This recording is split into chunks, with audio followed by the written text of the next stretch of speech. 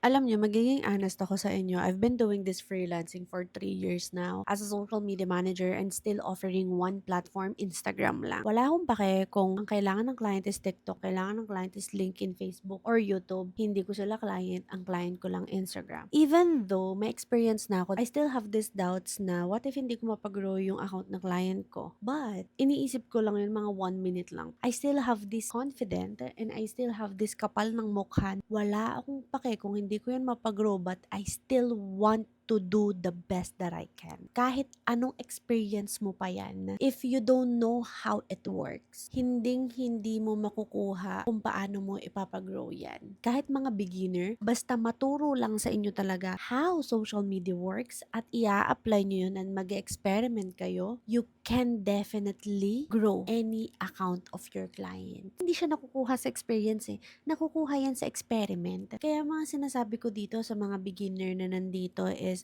create your own account, mag-experiment ka doon, gumawa ka ng sarili mong content. Kasi kung hindi ka mag-experiment, kung hindi ka gagawa, hindi mo yan matututunan. Kaya lahat ng mga sinasabi ko sa YouTube, kung hindi mo siya ginagawa, hindi mo yan matututunan. Kaya kahit anong experience mo yan, let's say, you started from 2023, tapos may client ka, ganito ganyan, hanggang ngayon 2026, may 3 years of experience ka na, pero if you are not applying different content format, if you are not using that platform, you will never know what's working and what's not. Kasi sa social media, pabago-bago yan. Diyan sa mga client na hawak ko right now, iba-iba yung content formats na nag-work sa kanila. Sa account ko, nag-work carousel. Sa isa kong account, ang nag-work trial reels. Tapos, tsaka ko lang siya pinupost as reel. Dun sa isa kong client, ang nag-work is static post. Dun sa isa kong account, ang nag-work talking head. Dun sa client account ko, nag-work b-roll. And you will never know what's working if you will not try it. Kaya ano pang ginagawa mo? Mag-try ka na, mag-show up ka, girl.